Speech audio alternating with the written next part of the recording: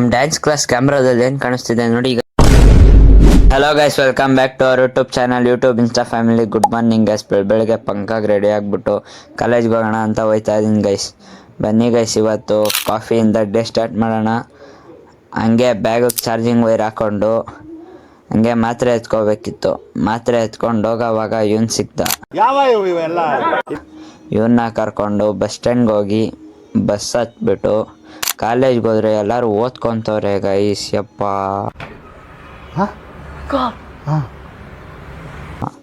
ನೋಡಿ ಗೈಸ್, ಜನ ಸಾಗರ ಕಾಲೇಜಲ್ಲಿ ಮಾತ್ರ.